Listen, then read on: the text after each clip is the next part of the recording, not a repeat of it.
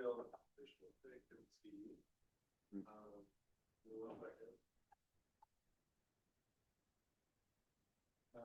Yes, Mr. Chair, we do have one. Thank you very much. We'll go ahead and call this meeting to order. This meeting of the Climate Action Advisory Committee of the Sonoma County Climate Transportation Authority, July 10th, 2026. We'll begin with introductions, and I'm going to go to my left. Chris, go ahead and introduce yourself and who you represent.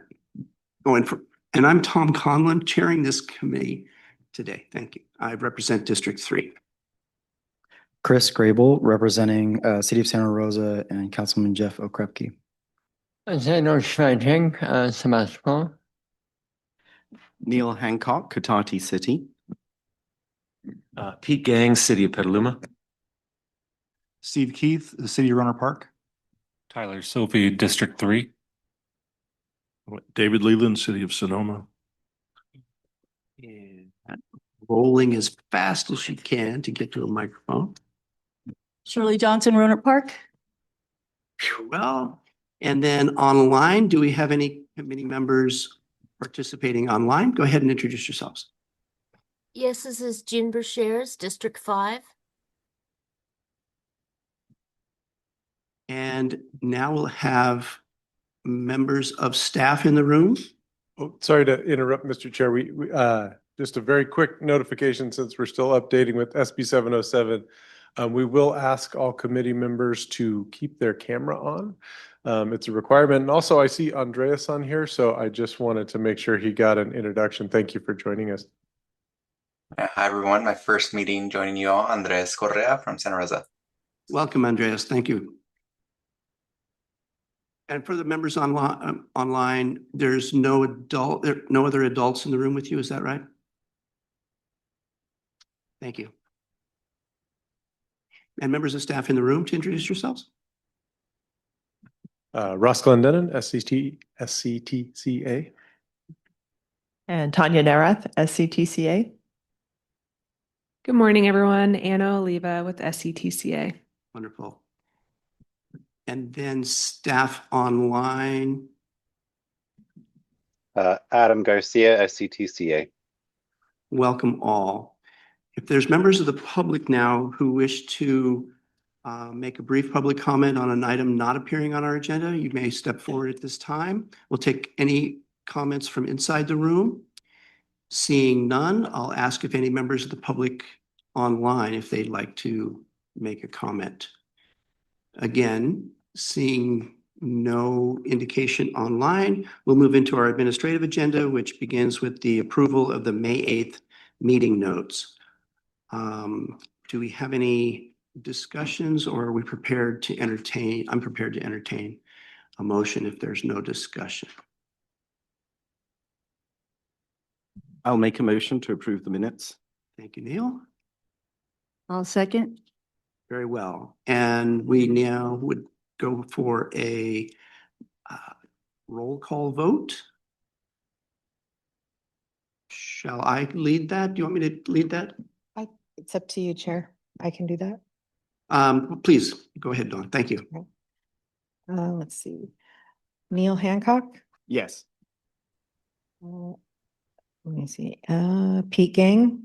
Yes. Steve Keith. Yes. Shirley Johnson. Yes. Chris Grable. Yes. Andres Correa. I was not present at the last meeting, so I'd like to recuse myself. Okay. Zeno Swetteg. David Leland. Yes. Tom Conlon. Yes, I approve. June Brashears. Yes. Did I miss anybody who? I'll abstain too. Tyler, right? Or Tyler Sylvie. Okay. Did I miss anybody else? Great. I think that's all. Okay, that's everybody, Chair. Thank you very much. That item passes. Now we'll go on to item number 4 on our agenda to report out from all of our CAC members by jurisdiction. And I'll go ahead and ask David to start here. on my right. Thank you. Just a brief update on, I mentioned a couple of pieces of legislation the last time around, and at least two of those apparently are still active. One of is the what's colloquially known as the plug and play solar or balcony solar. That still seems to be moving through hearing processes in Sacramento. And then also that's SB 868, I think. And the other is SB 912, which is using clean energy to meet grid demand.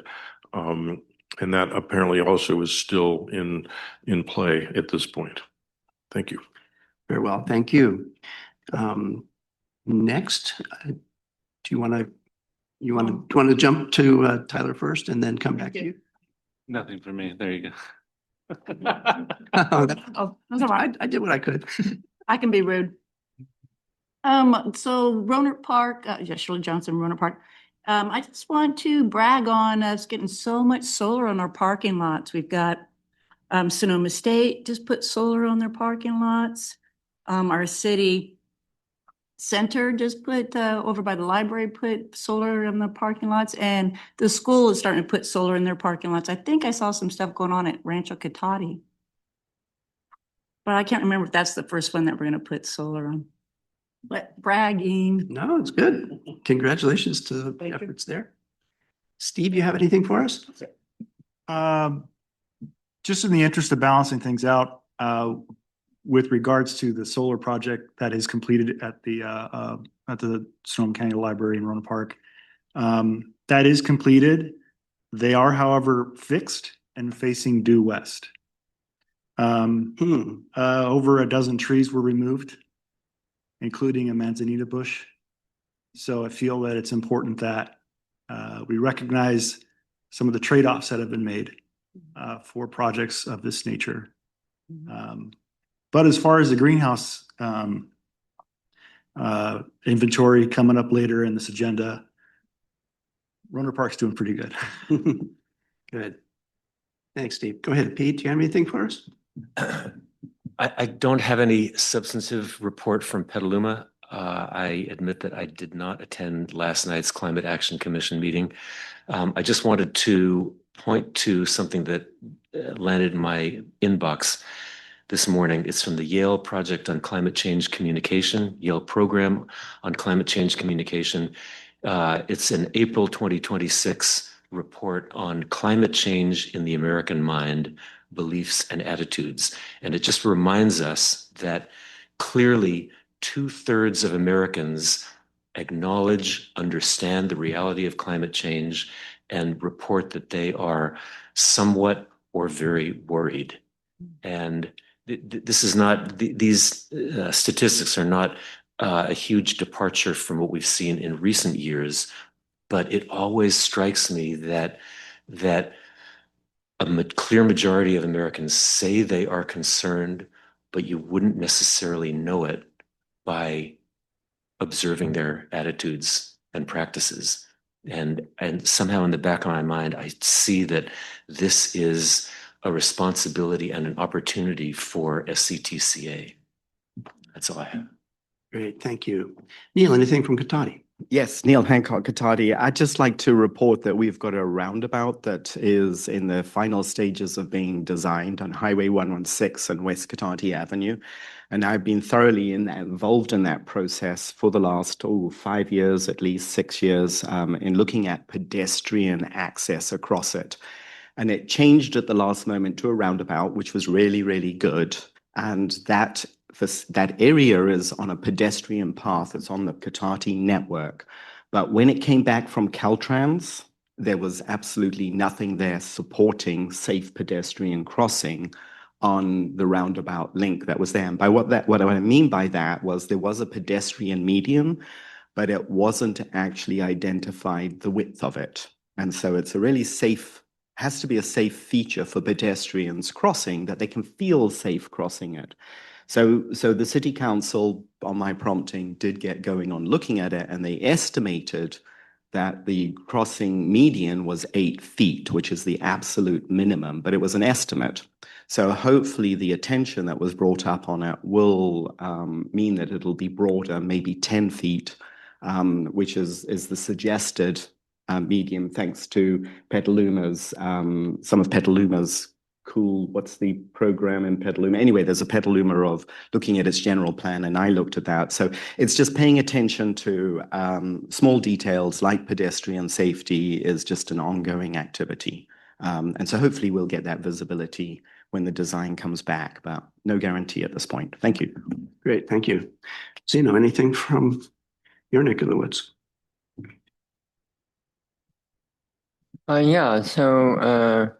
The Special Climate Action Committee continues to advance action goals through a mix of community education, infrastructure update, and policy revision. The plan for this year includes compost giveaways in early spring, identifying quick build active transportation projects, working with Caltrans. We have some cleanup days in Laguna, working with Russian River Keeper. There is a tree ordinance that the city is revising, taking into account climate-friendly trees. And the committee is researching incentives to help the city move from gas-powered equipment to electric alternatives. Wonderful. Thank you for that update. Chris, how about you? No updates at this time. Okay. I'll give a brief update on City of Sonoma activities. The City of Sonoma has recently adopted an updated urban water management plan. Many of the communities around the county have been working on that together. And I'm not sure how much the final report will reflect some of the comments, the public comments and staff comments that were submitted at the last minute. But it's a notable achievement, I think, because in compliance with stiffened state law, a drought contingency plan is a mandatory element of the water urban water management plans, which is, from my view, pretty unique. We don't have a lot of contingency plans in local government. And I think in climate area, we might be needing one. And we'll be talking about this later as we talk about our mobilization update. And then our Climate Action Commission has formed an adaptation ad hoc. I think I mentioned this last meeting.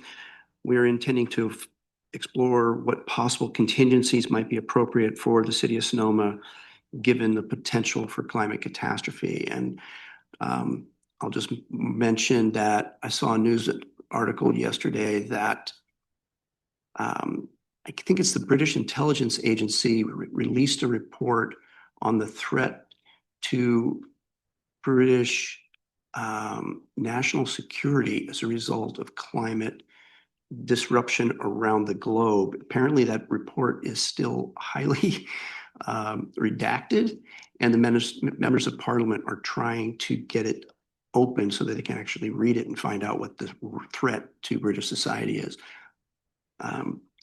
So this is the era we're moving into now, is we're not hitting our goals and therefore we're having consequences.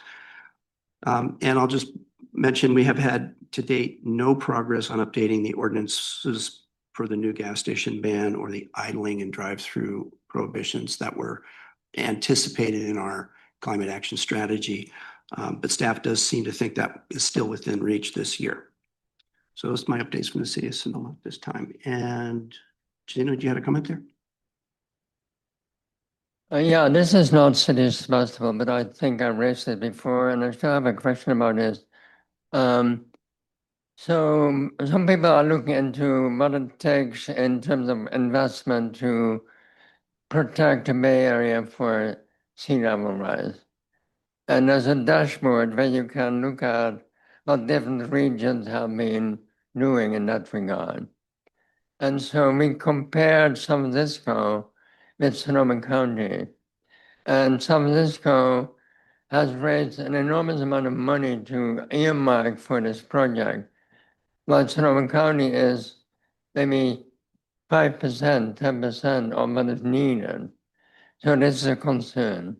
Where are we with preparing for adaptation in this regard? Right, and there's only certain parts of Sonoma County that are at threat of sea level rise, but Highway 37 across the North Bay is one of those areas. Well, Bodega Bay. I'll share this. Yes. Well, thank you for that comment. And let's see, is there any other discussion of anyone's report outs? I'll go ahead and go up to the members participating online. June, do you have anything to report out from your jurisdiction? No report today. Thank you. And I'm sorry, the print is so small to my eye. No worries. My name's Don't know your name. Andres. Yeah, my name's Andres Correa. It's just a pleasure to be here with you all today, and no formal report on my end, but just learning, and we'll be bringing a formal report to you all next time. Thank you. Great, thank you, thank you. Go ahead, Tyler. Just to kind of add to what you said, I'm on, I work with Marin Water, and I'm on the steering committee for their hazard mitigation plan update, which they have to do every 5 years to qualify for certain federal grants. And there's folks from the county and fire districts and stuff like that. And it is not surprising, but very telling that almost every hazard that is in the book and continues to be updated is exacerbated by climate change, from wildfire to sea level rise. And even sea level rise, if it doesn't itself, impact many of our facilities, the associated increase in flooding risk once sea levels are higher, is bad too. And I think we all have seen like Highway 101 around Marin City flood a lot. And so I thought that was just, it's really notable and telling. So great, thank you. All right, well, we're still just barely ahead of schedule, which I'm pleased to report. And now if I can ask staff to present the greenhouse gas inventory update for this year.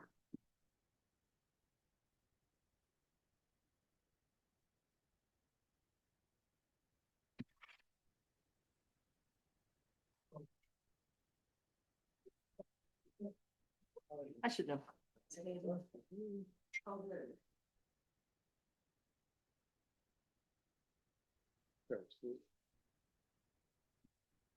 There we go. Thank you. All right, let me just test this one.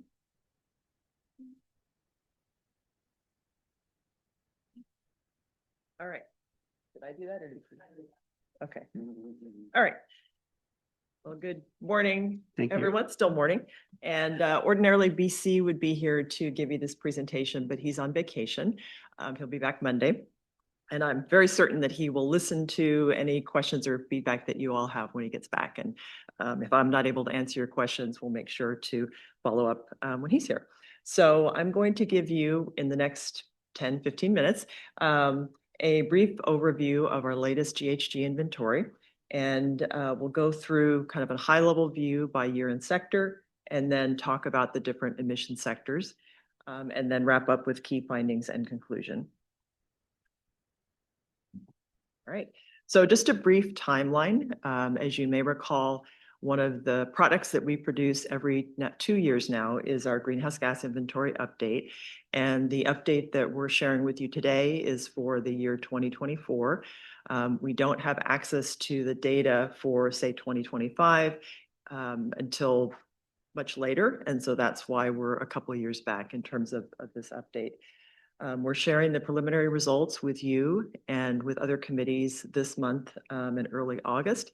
And then we'll be sharing the results with our board at their August 10th meeting. And pending no revisions or changes, that report will be final. And then we'll post the results on our greenhouse gas inventory dashboard for everyone to see. So the big picture overall, inventory results, we are down slightly from previous years. And so our total emissions are roughly 23% below 1990 levels. And just a reminder of our goal for 2030 is to be carbon neutral. And we've calculated that or estimated that as being 80% below 1990 levels. So we still have quite a ways to go. The trends are consistent with past inventories in that transportation makes up the largest share of our emissions, and then followed by buildings. So between transportation and buildings, we have about 86% of our emissions. And so those will continue to be the areas that we within SCTCA really continue to focus on. And then you can see the other sectors make up a much smaller percentage of the total.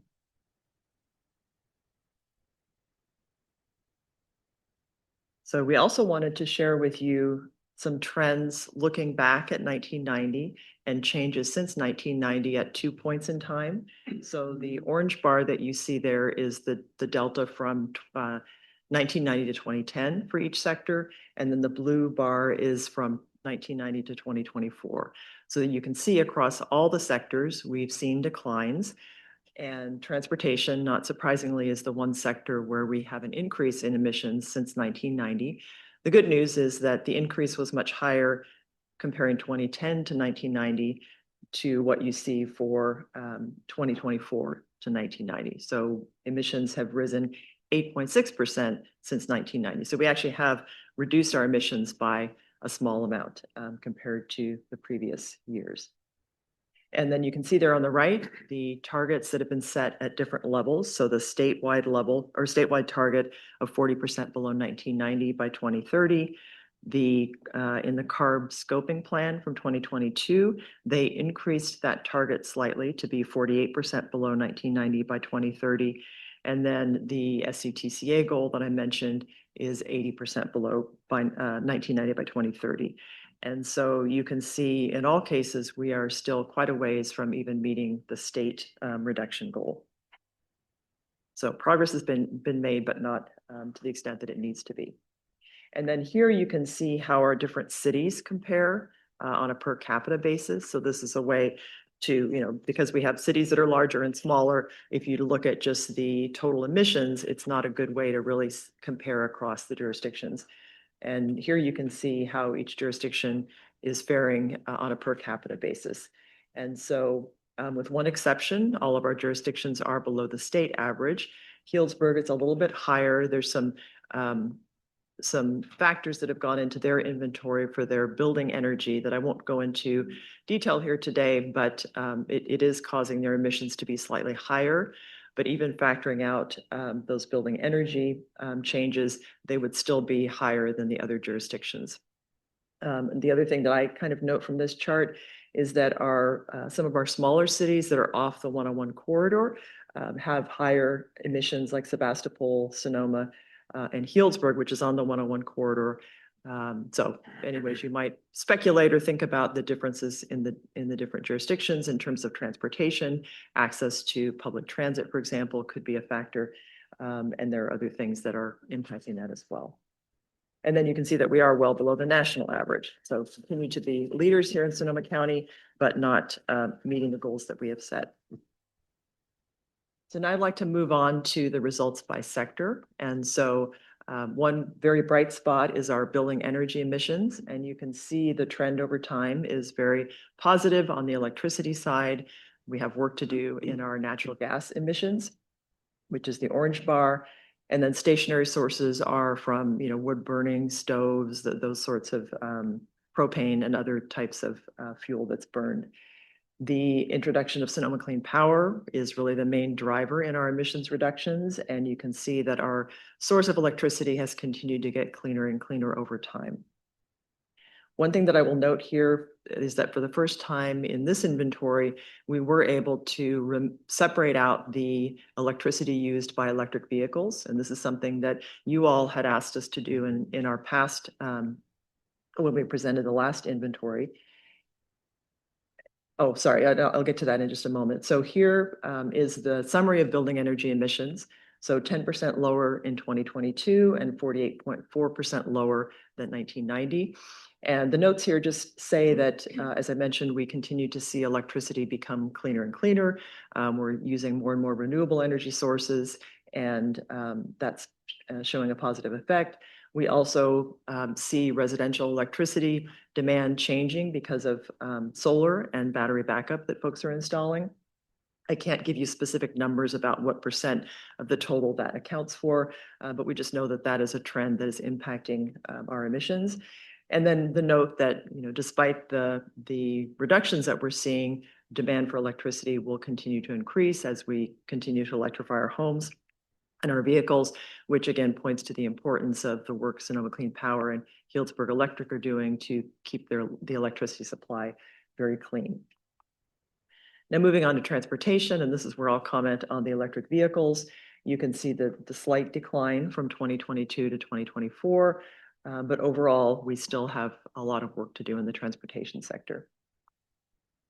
And then here is where we show the separation out of the EV, electric vehicle, electricity usage. So this data used to be buried in the building energy numbers because we didn't have a way to separate out in the reports that we received how much of that electricity usage was from EVs.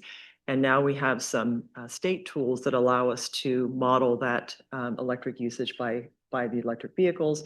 And you can see how that share of the total electricity has changed over time. Still not a huge amount. In 2024, it's just a little bit over 2% of our total electricity usage is for electric vehicles, but we expect to see that number continue to rise over time. And so in summary, as I mentioned, our emissions are slightly lower than 2022, so 3.3% lower. Our VMT is lower than 2022, and we do have that data in the detailed report. I didn't include it here just for the interest of time. And our VMT is lower than pre-COVID levels, which is good to see. We wondered what would happen when folks started going back to work. And so this is likely due to continued telecommuting and hopefully folks shifting to transit and bike ped. But I suspect most of this effect is from continued work from home. And then just the note that our gas-powered vehicles continue to improve in efficiency over the years due to state regulations.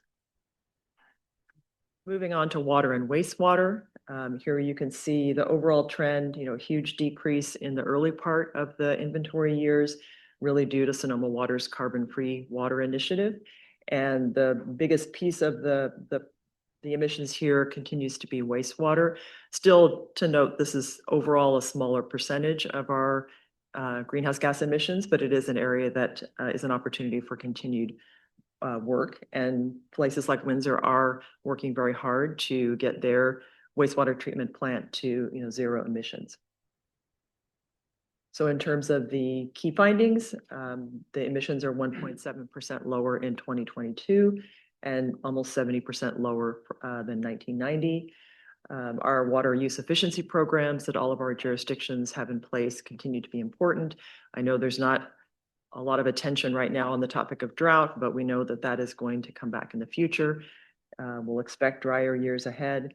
And the town of Windsor, for example, is looking at, in moving to renewable energy for their wastewater and continuing to make improvements there across the county. And then just the opportunity to continue to work in the wastewater sector. Solid waste. One thing to note here is that beginning in 2020, we received an additional breakout of the data from Zero Waste Sonoma. So we're able to show in the later years the breakdown between residential, single family, multifamily, and commercial. So you can see those kind of separations in those years. And emissions are relatively flat year over year. I do want to call out, this is something that Leslie Lukesh, who is the executive director of Zero Waste Sonoma, wants us to highlight, is that if we didn't have the really strong recycling and now more and more composting programs, those numbers would be going up dramatically, increasing year over year. So it really is the work that we're all doing to continue and increase diversion from the landfill that is allowing these numbers to remain relatively flat. And, of course, we have more work to do to decrease the amount of waste that's going to our landfills. Landfills decrease the amount of organic materials that are going into the landfill. But just to note that those efforts that are underway are having an impact, and you don't really see that in these numbers. Ask a question real quick on that. Related to what hopefully will be a new compost facility coming online in the next, in the next few years, will we be able to both capture the in the carbon inventory and in kind of the sequestration inventory on the food waste streams and specifically the organic waste streams, right? We would be able to capture that.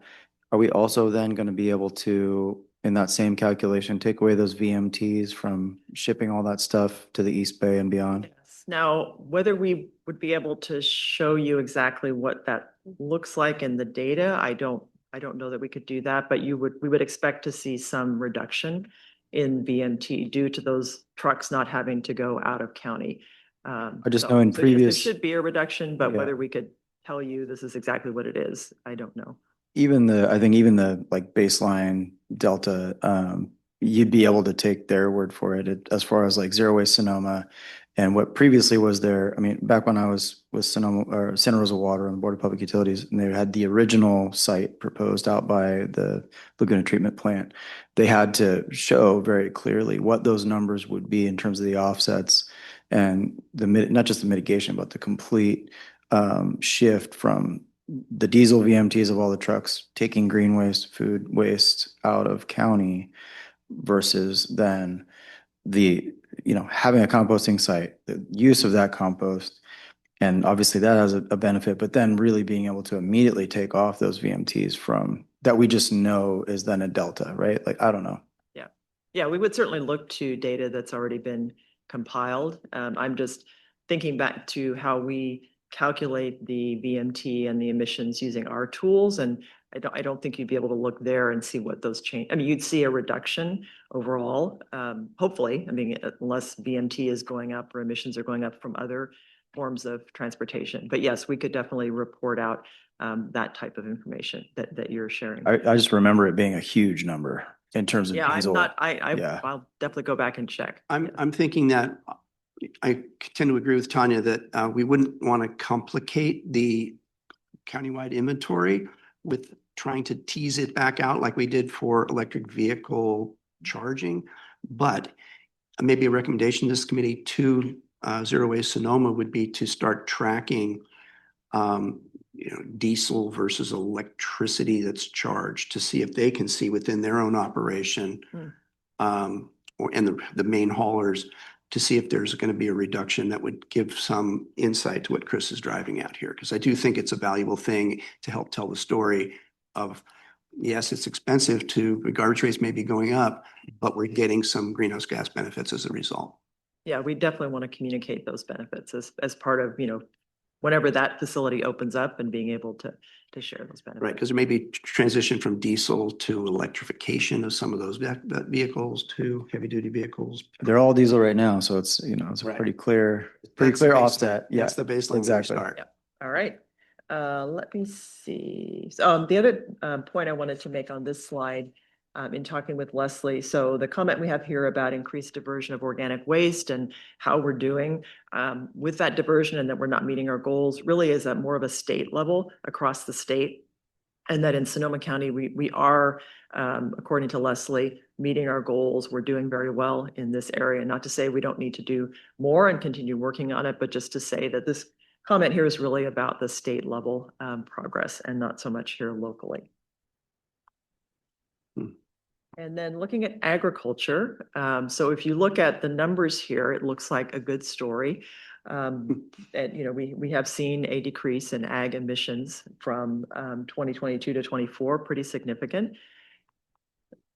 But then when you look at kind of what this says about our industry here, which is a really important part of Sonoma County's economy, yes, we have reduced our emissions, but that's come at the cost of reducing local crop production, which reduces emissions from fertilizer use, also reduced livestock counts, which is a big factor in calculating our greenhouse gas emissions from manure management and fermentation. And so just a recognition that these numbers are, you're seeing these decreases because of the local ag industry shrinking due to a number of factors.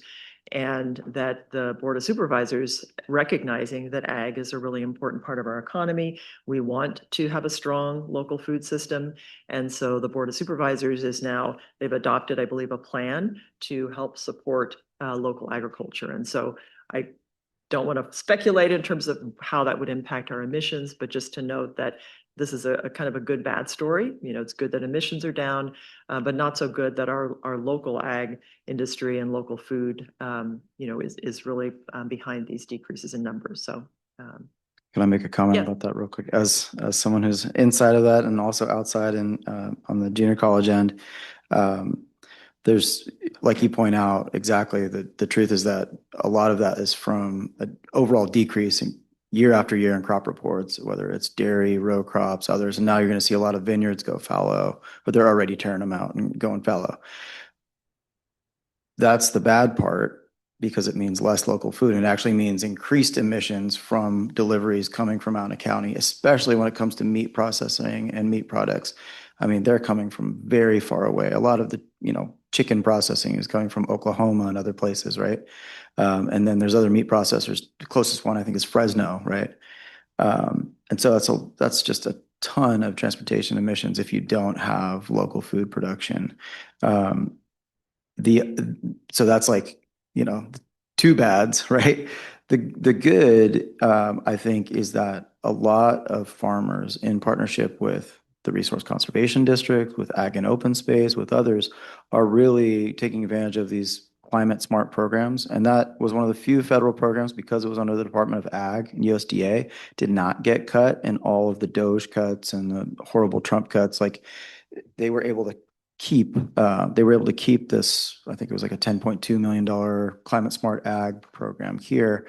And local farmers are taking advantage of that. They have a trusted relationship with the RCDs. What that will do is hopefully mean a transition to, you know, agriculture that can sustain, but also has a natural and working lands component in terms of carbon and climate, which, you know, the other side of the emissions coin, if we're talking about meeting our goals, is really sequestration, natural and working lands inventories, the CARB inventory, the above ground biomass, the below ground, the soil organic component, you know, carbon and mycorrhizal that we just finding out more and more is like megatons of carbon, right? Mostly in mycelia systems. And so when we start to optimize those things, for instance, on vineyards that are going fallow, if they're doing grassland management that's paid for with grants, that will immediately sequester tons of carbon every year. And so there's a hopeful opportunity there that says, well, if we can continue to support natural and working lands, and that includes forest restoration, grassland, and especially coastal marshes and estuaries. Those are huge opportunity areas in southern Sonoma County. But if we can support all of these natural and working lands inventory concepts, including farmers that make food, I think it'll be something that could change that narrative, like relatively speaking, overnight, like within a matter of 3 years, as opposed to 20, 30 years, because we don't have that. Thank you. I really appreciate those comments, Chris. And I think that is something that we should be incorporating into our messaging around the inventory. So I really appreciate you bringing that up. I think I'm almost. We're gonna. Should I get let's maybe get let's to let the end Tanya finish, and then we'll questions? Yeah, we'll take sorry. more comments. I think Thanks. I'm getting close. So I just wanted to highlight and remind you all that we have our online GHG dashboard. The numbers are up to date through 2022. As I mentioned, as soon as we bring this to our board in August, we will update it with the 2024 numbers so you can see the whole picture. And then just recapping overall findings, you know, roughly 9% lower than 2022 and 23% lower than 1990. You know, we have seen a downward trend after a slight increase in 2022. All sectors are showing, you know, very strong decreases except for transportation. And, the cautionary note that we're not yet on a trajectory that would lead us to think that we're able to meet that 2030 goal. Now, it could be if we're able to better factor in the sequestration from the natural and working lands and the efforts that are underway there, we might have a better story to tell here, but just based on our emissions numbers, it's not looking very likely at this point in time. So with that, I will turn it back to the chair and love to answer any questions. Shirley, you had a comment? Go ahead. Thank you, Tanya. That's a great report. How do you guys get your data? I mean, like, let's say that I'm just looking at a Ridwell company that will come in and divert stuff from your dumpster, and recycle it or reuse it and stuff. How would you get their numbers, or do they report to the county or what? We get our data from Zero Waste Sonoma, so they are the source of, for tracking all of the solid waste. So they keep track of how much waste is put in the landfills and the composting. So we get data from them. Okay, and so they would have to have a way of capturing that information. Perfect. Thank you. Neil, go ahead. Yeah, thank you so much for all of that. Really puts those numbers in perspective. But I'm just wondering on an area that I often sort of chew on and stuff, looking at the emissions totals per jurisdiction for greenhouse gases. I think it was giving the units as megatons of carbon dioxide equivalent. Metric tons. Sorry, yeah, you're right. That metric tons. Okay, metric tons of CO. So for a rough average that was in there, somewhere about 6 metric tons of carbon dioxide equivalent. Is the way of phrasing that makes some sense? So for instance, I cut down some of my, I have a willow tree that I harvest every 2 or 3 years. And I roughly think that related to maybe capturing 50 gallons of fuel. So is there some way in all of this, or a reference somewhere? What does in the sustainability ethic of emission totals that we're all part of, what does that 6.5 metric tons actually equate to? Is there a way of trying to phrase that for? I've seen data, and I can't recall the numbers right now, but you can put it in terms of a number of vehicles removed from the road, number of miles not driven, that type of information. So we certainly could pull some of those, data points to make it more real for folks. Like if you reduce your emissions by X amount, you're actually removing, it's like removing this many cars from the road. So that might not emitting it, but there is other ways, like what does that take in terms of like an oak tree or some woodlands growing, that you have to plant the trees, they have to take about 20 years to grow before they really start putting on the mass. So you aren't really absorbing maybe that total until 40 years in the future, if there was 1 acre of land that was planted. I don't know. Anyway, I'm just in trying to talk that over with people, trying to get an equivalent. And yeah, Neil, the scoping study did a first draft attempt at that kind of balancing. And for the state at large, not Sonoma County, but the state, the determination was made that the state will continue to be our natural and working lands will continue to be a net source of greenhouse gas emissions, forestry and agriculture in primarily sources. Through 2045, I think the scoping study target date. So even though the county is optimistically thinking that we might somehow get 20% of our net zero goal by 2030, that is very much in opposition to the state scoping studies research on this topic. And I had a brief chat on social media with Danny Cullenward, who said he is not looking forward to the next update of the scoping study for the state. Very big can of worms to be opened again there. Right. I was just thinking they're trying to phrase it because this is an individual, isn't it? Or a household? Per capita. Yeah. So per individual. Yeah. Yeah.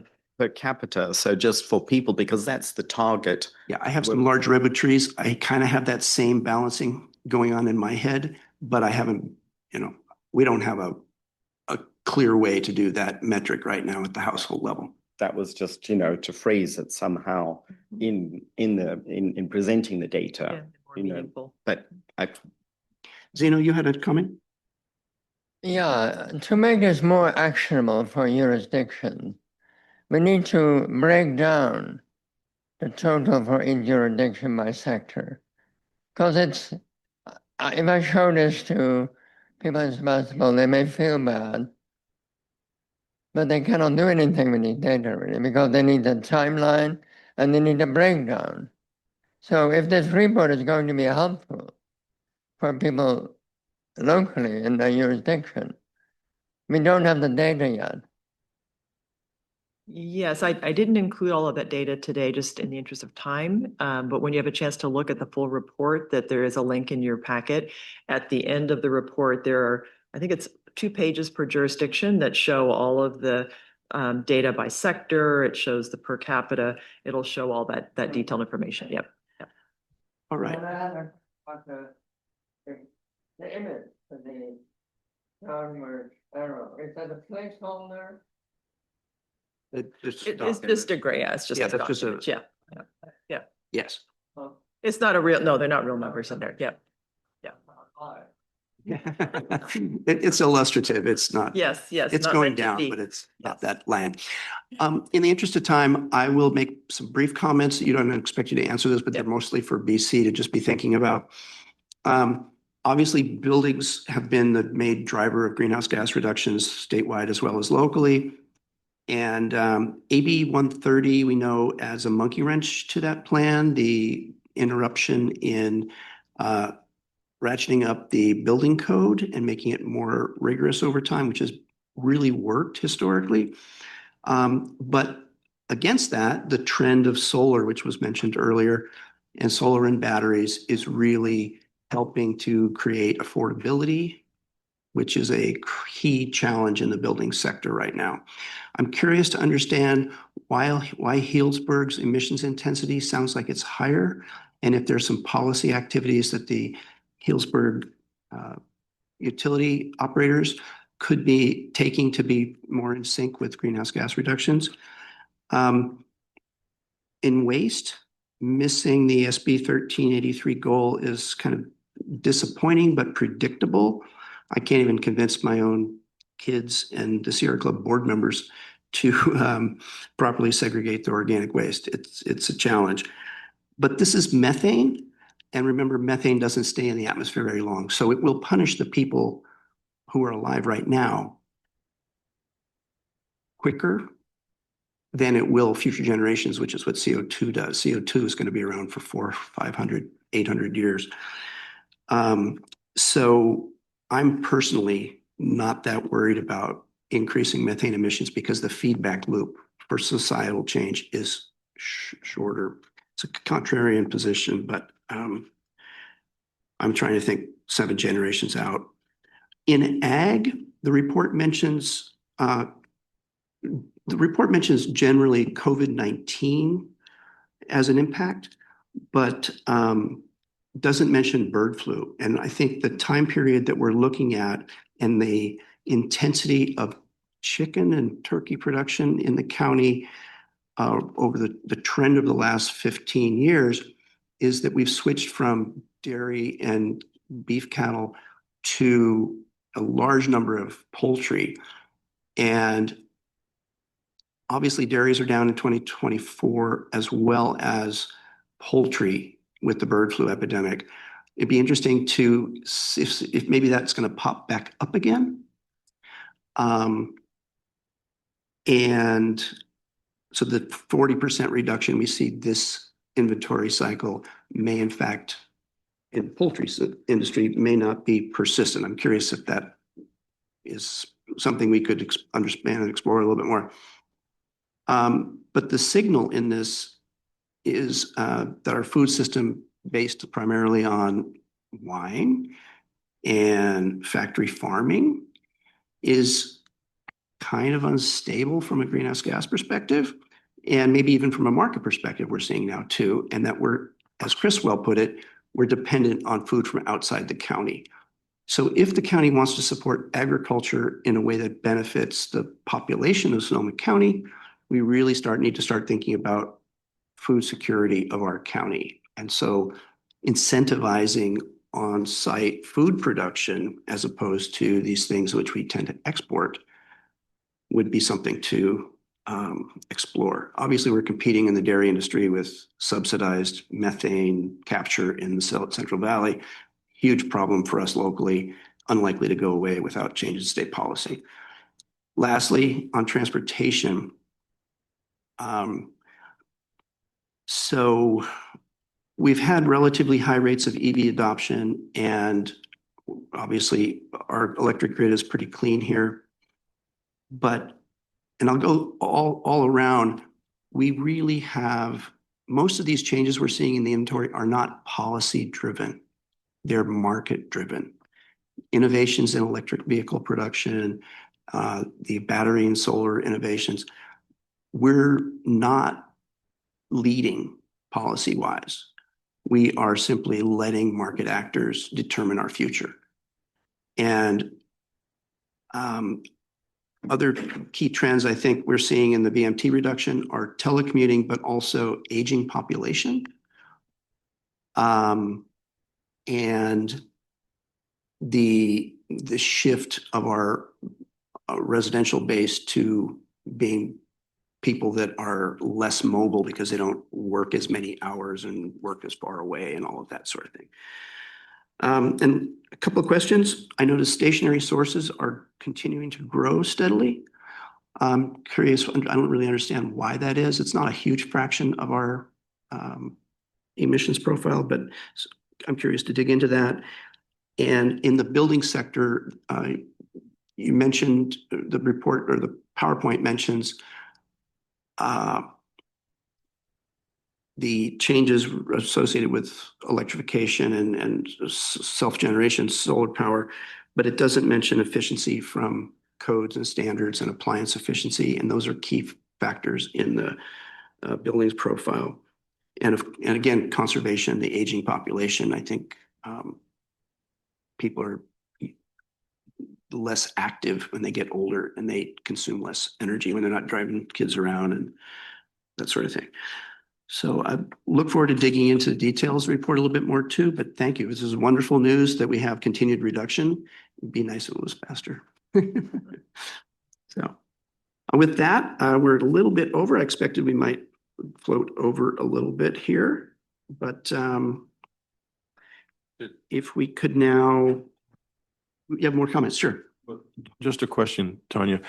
Do we have an opportunity to submit additional comments on this? Please do. And Yes. what's the time frame? Let's see, we're bringing it to our board on August 10th, which means our materials have to be finished 2 weeks before. So what is that date? It's like, if you So could get us your feedback over the next. we have a small window Yeah, here. that would be Yeah. a week or two, would be very helpful. Okay. Great, thank you. If we can now move on to item number 6, the Bayren. Did Tyler have a question? Are you? Or did we have another question? Yeah, we are running a little bit late and there's some, this. Oh, I'm sorry. I get so excited. Is there any public comment on the greenhouse gas inventory or any comment from members online? Seeing none, we'll go ahead and skip forward to the Bayren update.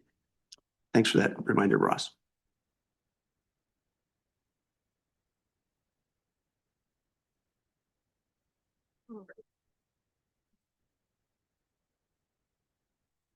Hello, everybody. Anna Oliva again, and I am going to keep it short and sweet because I know we have a nice agenda item coming up next.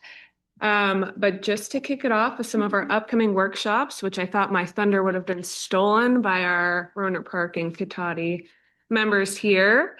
But we are partnering with City of Cotati and Rohnert Park for 2 workshops in their EcoWise workshop series.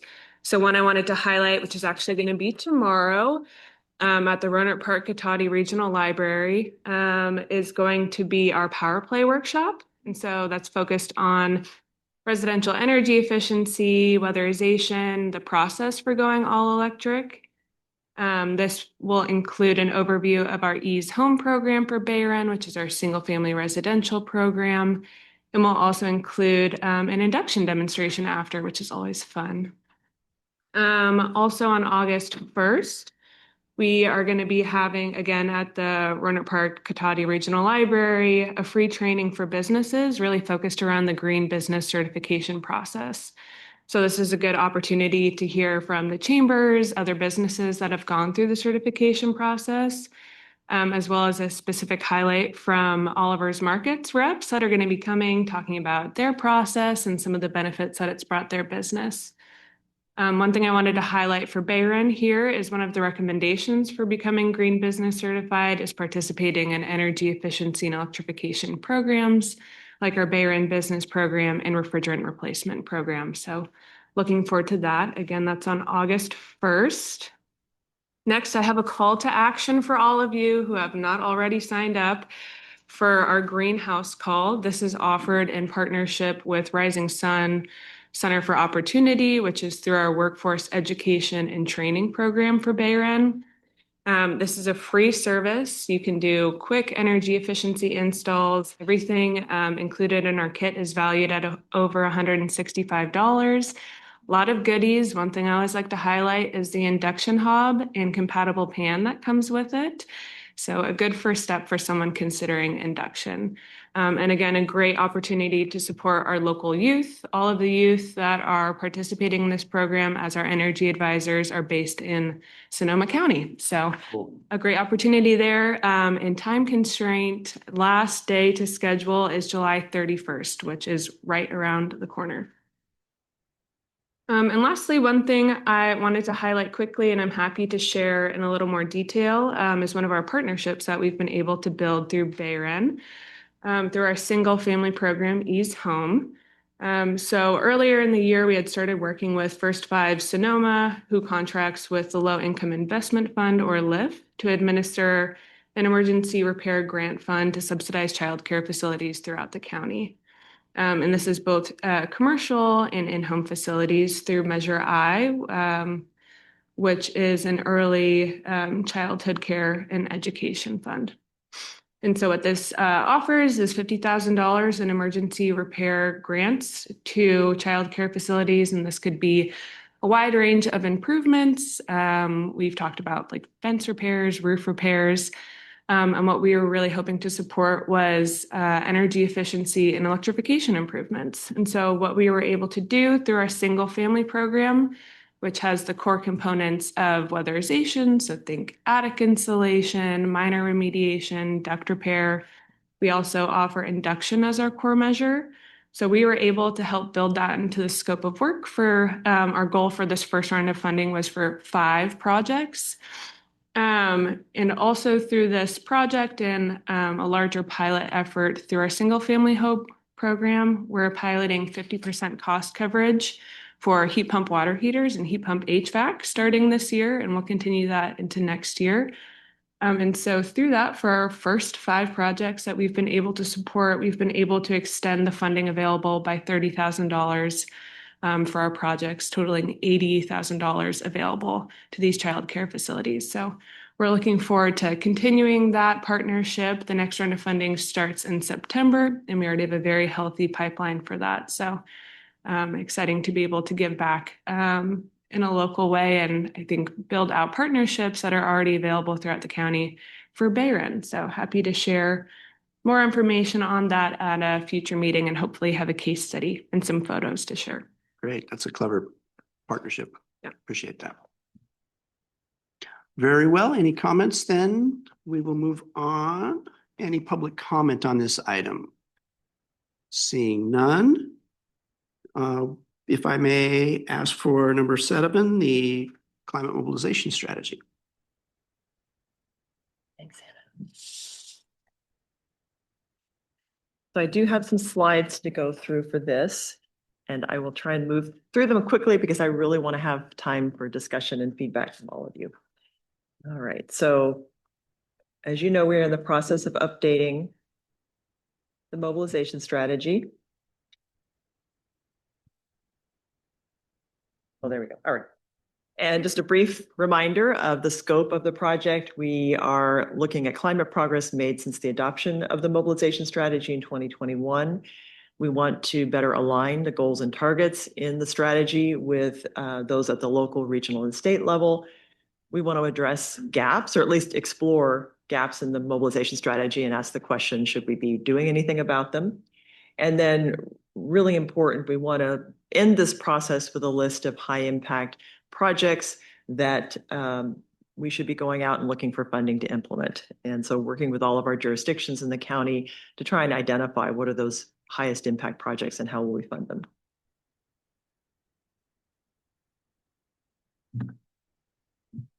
Well, maybe Don, could you go to the next slide? All right, so just a brief reminder of where we are in the process. We started in February and we have just completed at least the draft of the inventory update. We're sharing that this month. And we are in the process of wrapping up our review of all the local plans. And so we have adjusted the timeline slightly. And so our goal is to have the final strategy to our board in July of 2027 for adoption. And so today, we'd like to get your feedback on the vision and goals for the mobilization strategy. And I'll start with just kind of looking at some of the current vision and goal information that we have in both SCTCA as well as our comprehensive transportation plan to give us some food for thought. So our vision as an organization is a thriving and resilient Sonoma County where everyone benefits from safe and healthy built and natural environments and has equitable access to affordable clean energy solutions and safe, well-maintained, zero-emission transportation options. And then we have our comprehensive transportation plan, which was just published. The final version is available online if you would like to review it. And that plan has the vision of connecting people and places as we transition our transportation network to zero emissions by 2050. And it also has a set of high-level goals for the system, that it should be connected and reliable, safe and well-maintained, community-oriented and place-based, and zero emissions. And then looking at some of the targets, and we touched on this earlier with the greenhouse gas inventory update. So just to note that the targets that we have here in Sonoma County of carbon neutrality by 2030 are the most ambitious when you compare them to the regional and the state level targets. And then I also wanted to share what we know of the targets that have been set by each jurisdiction. And I've bolded those that are consistent with the target that we have set within SCTCA. So you can see that most of our jurisdictions, or many of them, are aligned with the state target of the 40% below 1990, with the exception of Petaluma, Sebastopol in its climate emergency resolution, the city of Sonoma, and then the town of Windsor, as well as the county of Sonoma, sorry, carbon neutral by 2030 in its strategic plan. So looking briefly at the goals in the current mobilization strategy. So I've just pulled these out of the document and you can see that we've organized them by sector. So in the buildings, our goals are to accelerate the electrification of existing buildings and electrify all new buildings, and then accelerate our transition to 100% carbon-free electricity. And I've made a couple of notes here on the slide with ideas that we might want to consider for either updating these goals or moving more to something closer to what the CTP has in terms of goals. In other words, higher level goals that might go across all sectors. So affordability, health, embedded carbon and building materials are some of the concepts or ideas that I have heard or seen in other plans and strategies. In transportation, we want to make it easier to get around Sonoma County without a car, accelerate our transition to electric vehicles, and develop new funding sources for transportation projects that reduce VMT. And the note that I made here is that I think we should consider at least maybe pulling out that funding goal as a separate one that really crosses everything in the strategy. So it's not just more funding for transportation, it's more funding for all the climate projects that we know need to be done. And then in terms of waste, develop policies, programs, and education campaigns to eliminate waste sent to landfills. So there's this idea or notion of a circular economy. We could look at goals more around that. And then in our other three sectors, sequestration, resilience, and adaptation. Sequestration was really focused on, storing more carbon, keeping the carbon that's in storage there, and then building the infrastructure, the funding, the resources needed to continue increasing sequestration. We could look at a goal statement that's more around nature-based solutions, urban green infrastructure. Similar with resilience and adaptation, we focused in the current strategy on resilience of the electrical grid and preparing for the electrification of our systems, and then kind of a broad statement around addressing all of the impacts of the various climate risks that we know we face in our county. And then similar thinking about nature-based solutions and urban greening. And then lastly, in the engagement and equity sector or pillar, our goals were around coordinating with local leaders and frontline communities to engage them in the mobilization strategy, and then developing ways to include more equity and climate in all of our policies. And I just made a note that, and I think, was it Pete who mentioned earlier, the climate communication and education opportunity. So just last slide in terms of next steps, taking your input here today. And of course, if you have ideas after we meet, that would be wonderful as well to hear from you.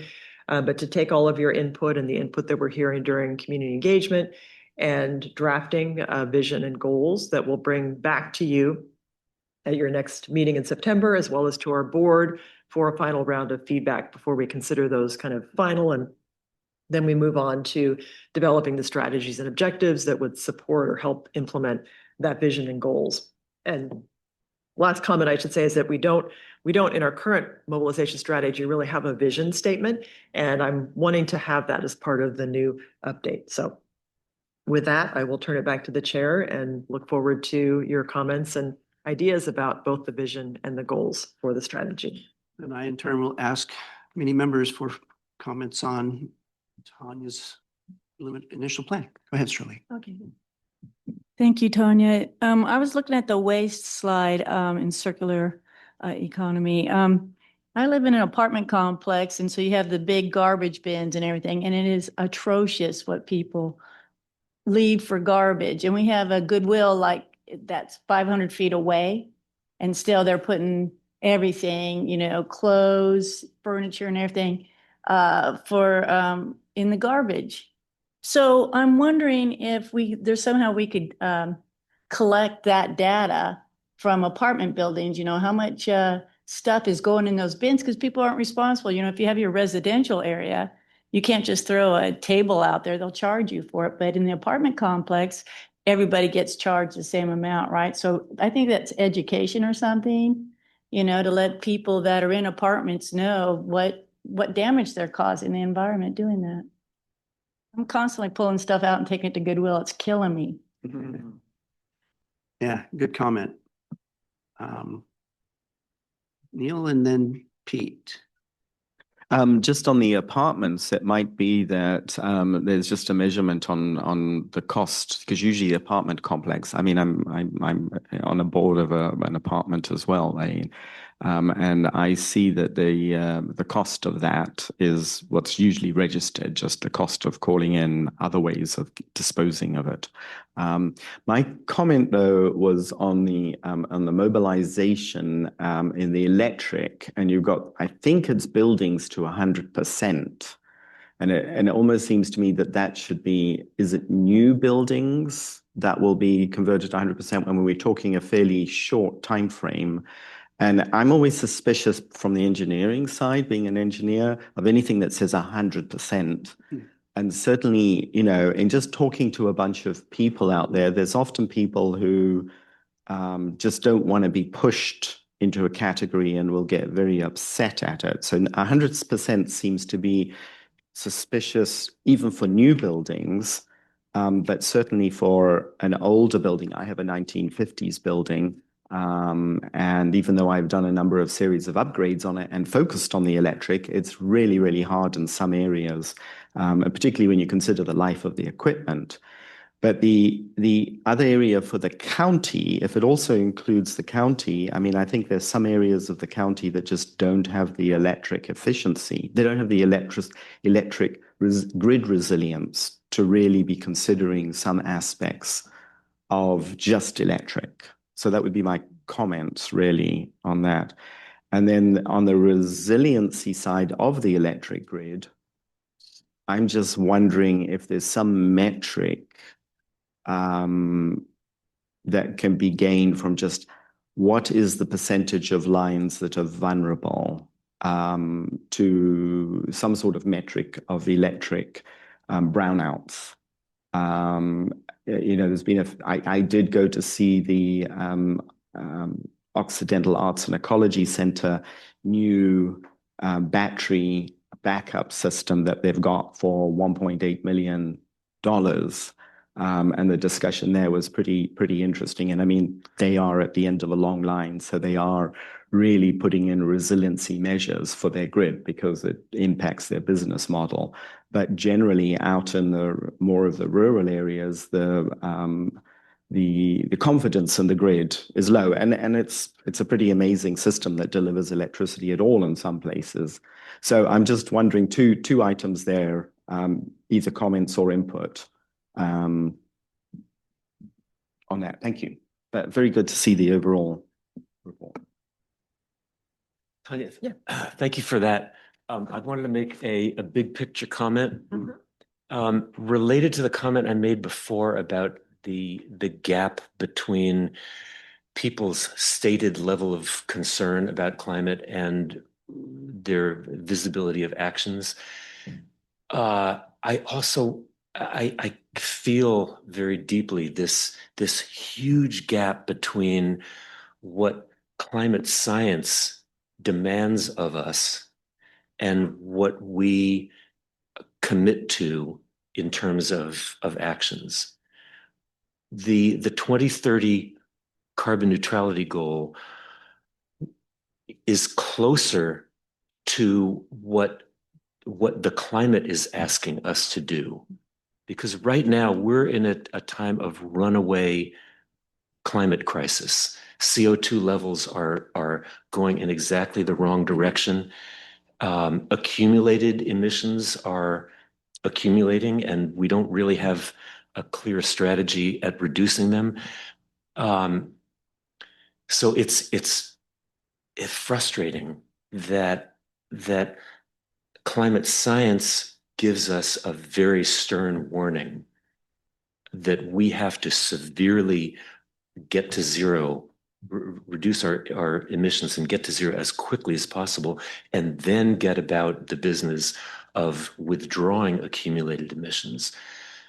And while at the same time, all we seem to be able to do is slowly, gradually reduce our emissions in line with what seems feasible rather than what we know is necessary. I just have to put that out there because I can't avoid that. I mean, I appreciate everything that you're doing, and I sense that you probably feel the same tension, but I just had to give voice to it. Tyler and then Steve. Very much, how you want to change that thing for? I'm not giving actionable advice. Well, we need that. Could we have this through the chair, please? Yes, let's move on to Tyler's comment. I think that comment was received. To follow up on what Neil was saying with regards to people being upset about the natural gas. Well, I mean, one very famous case of somebody being upset about that is the person who sued local municipalities for their natural gas ban and buildings. And then I think the state of that is that these aren't on the books. Even the federal government is coming down on local cities. So how do we achieve 100% electric? Do we have are developers just on board of their own accord? And then this is probably a more complex question, but it was related to the greenhouse gas emissions. Like, do we have any idea of where we would be if those rules were on the books 6 years ago and a lot of the new construction was all electric? Great question, and I don't. Yeah, quick response is that I'm seeing a lot of all electric new construction despite the failure of the policy ban, just because the price is lower to not put gas lines in new buildings. So the market is solving it. The market is solving the problem, and that's also true in solar and batteries.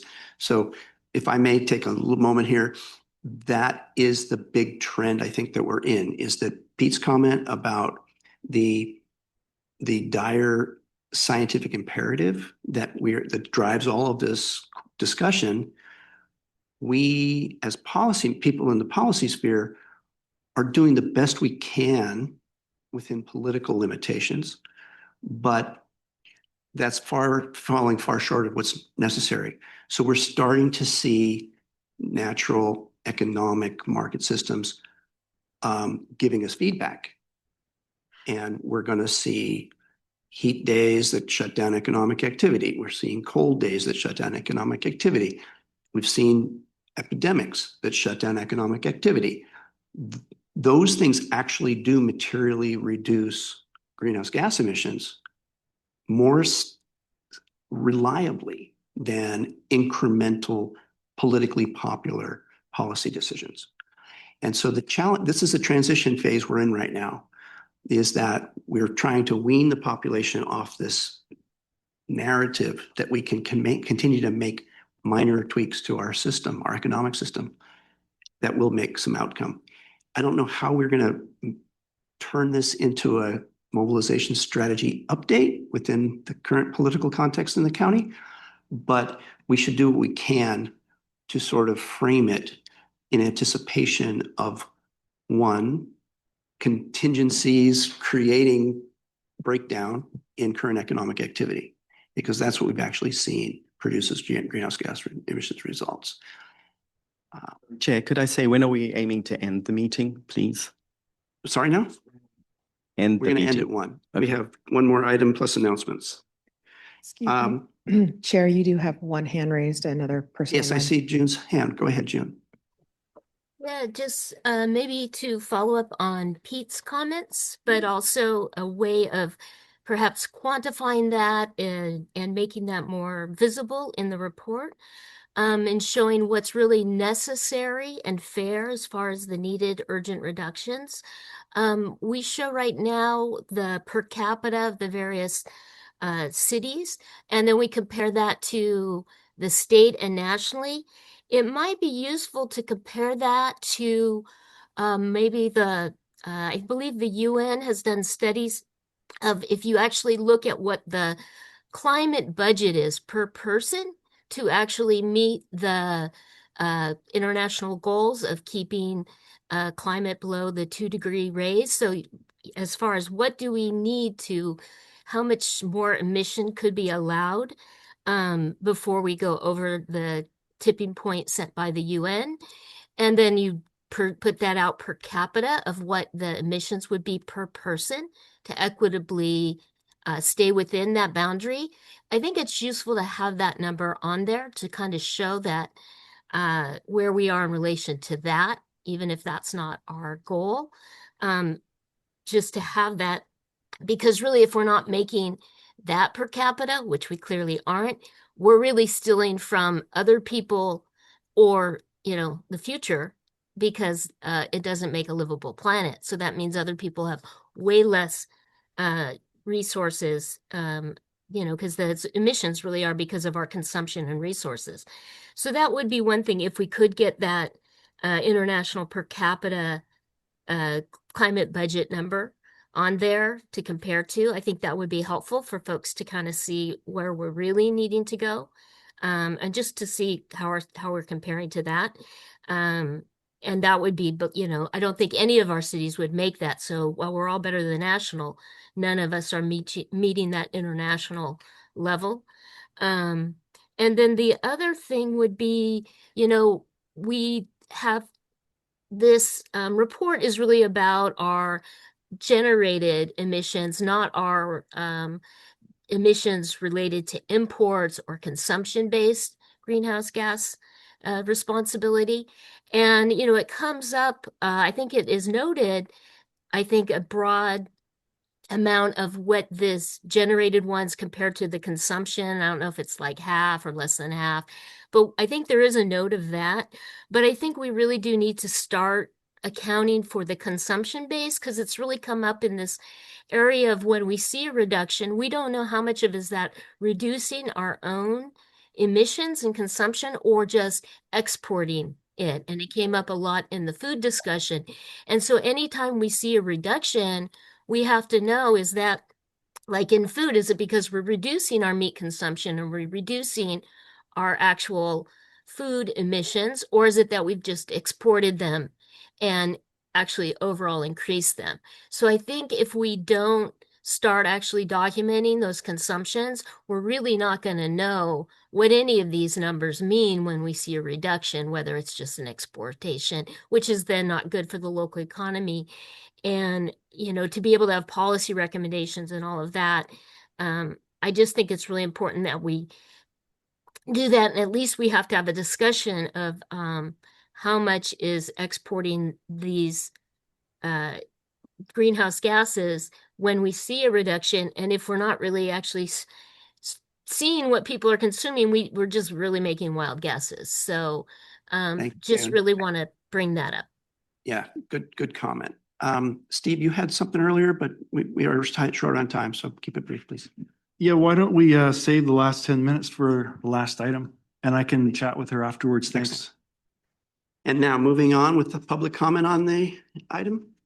Seeing none, Tanya, please give us the update on other climate change. Didn't have anything I wanted to highlight. Just happy to answer any questions that folks have. We really covered the main areas that we've been working on over the last several months between the GHG inventory, the BayREN, and the mobilization strategy, but I'm happy to answer. Appreciate you adding that to the agenda. Because there was quite a bit of material. If you didn't click through the May and June reports, there's a lot in there that I had questions about the equitable EV charging plan. Is that report available yet? It was supposed to be out in June. We do have a final report and we will, I believe, be presenting that to this group in September is our plan. Okay, so it's we not would gonna have be put it on adopted today's agenda, but at the time we had to plan the agenda, we didn't know it would be ready. So, and we are also bringing it to our board in September. In September, great. And then the stakeholder advisory group for that report is EV related? Yeah, it was members from the different jurisdictions were primarily the stakeholders involved. Thank you. The Natural Resources Agency Urban Greening Program Guidelines. There's the letter that's in one of the reports about that. And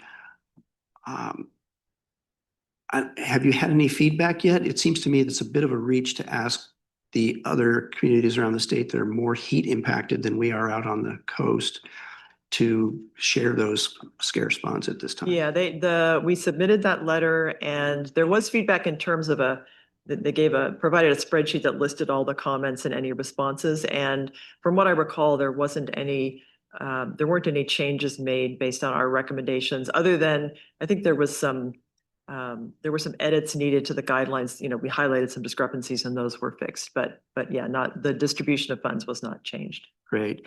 And we had mentioned the previous bans on new gas stations and how there's been some efforts to roll this back. There's been no proposals submitted to any of the jurisdictions Not that to our we're knowledge. aware of, yeah. Just to get that on the record today. In the discussion of the mobilization strategy update process, I would encourage staff to work with public infrastructure in addition to the list of organizations that you have already and the county council's office.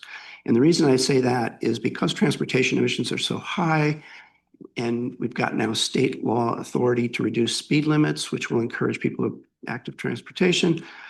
In a meeting that SCTCA hosted of all this jurisdiction engineers, public works engineers, it seemed that there was a bit of a challenge in overcoming county council's objections to streamlining speed limit reductions in some jurisdictions. So Margot Okanya will know more about that, but I'd encourage that outreach as part of the climate efforts.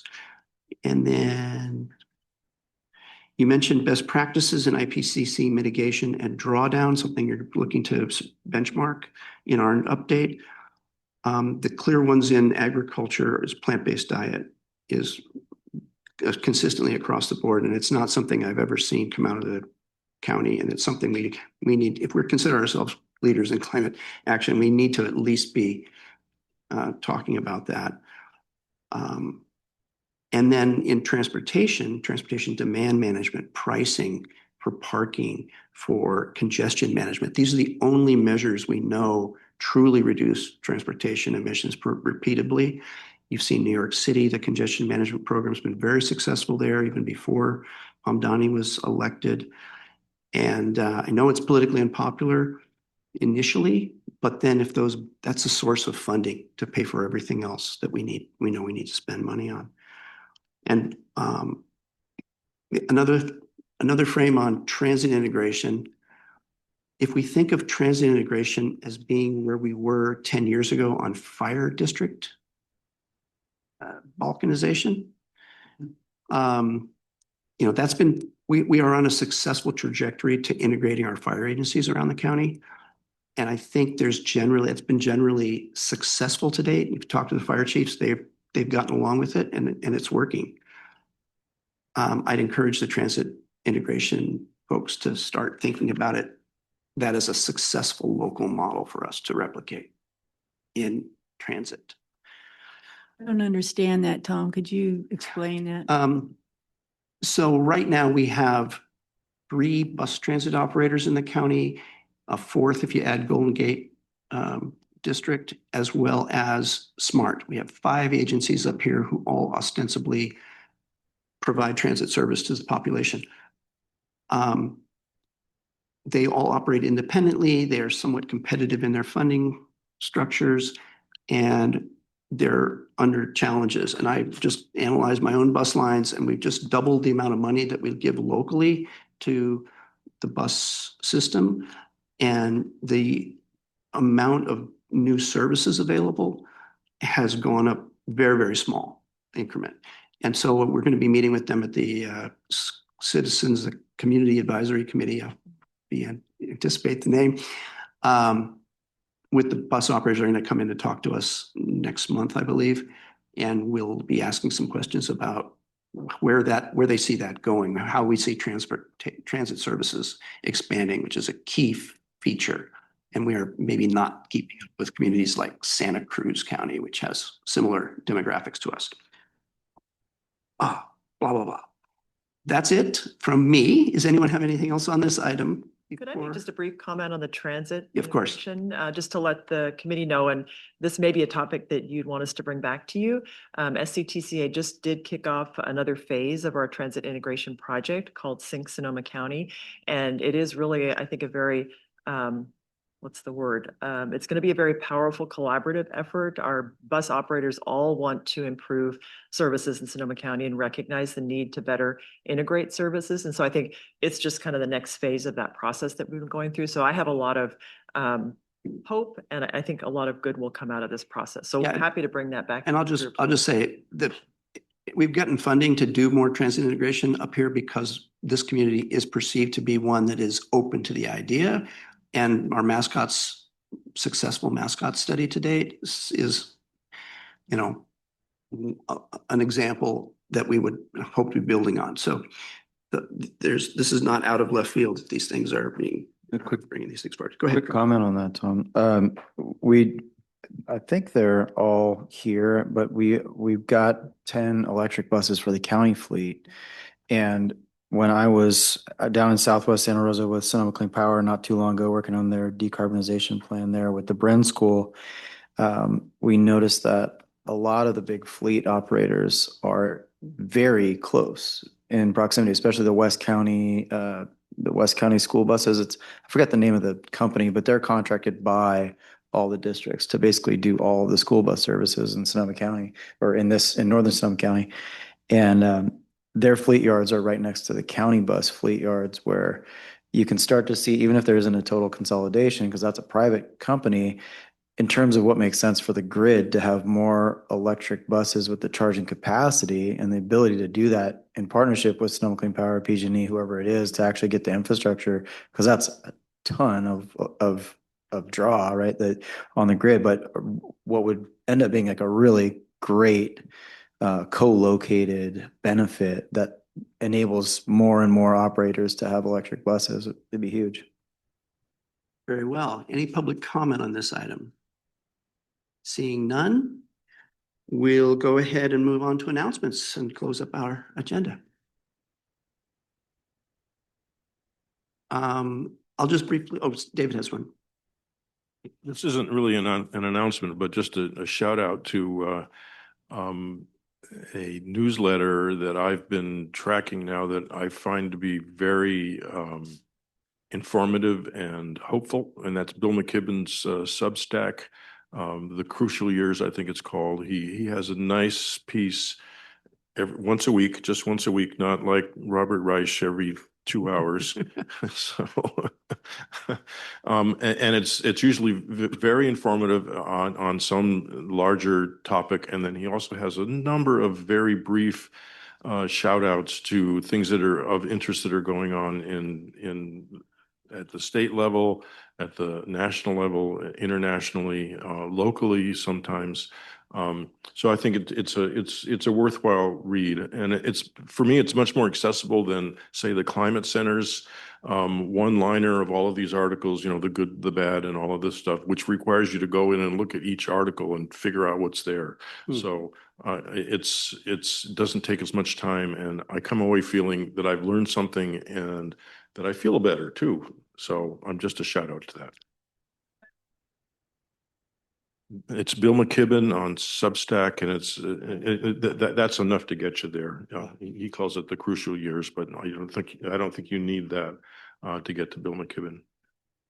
I'll just briefly announce that on June 16th, the Marin County Civil Grand Jury issued a 49-page report, highly critical of MCE, formerly Marin Clean Energy. The report was titled "A Series of Missteps Highlight the Need for Governance Changes," and the executive director has stepped down subsequent to that report coming out. Here in Sonoma County, Sonoma Clean Power, I just got my residential electricity rate, understanding your energy choices and disclosure, and it's now more expensive for customers on the base program for Sonoma Clean Power than it is to be on PG&E. So partly this is structural, but also decisions that are being made by these local boards that run these agencies. So just encourage people to keep paying attention. We want to be sure we get our money's worth for the electricity we are paying for. And that's going to be, if there's, Steve, do you have anything else or no? Looks like June has her hand up. Oh, I'm sorry. Thank you for that.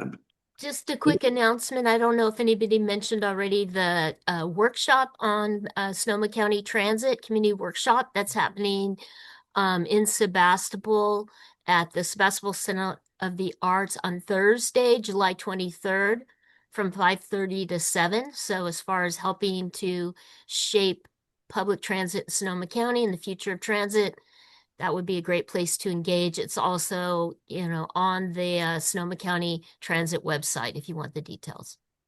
Thank you, Jen. With that, I'll go ahead and conclude this meeting. Sorry, I couldn't get done sooner. Neil? You might want to talk to Sonoma Clean Power's team about why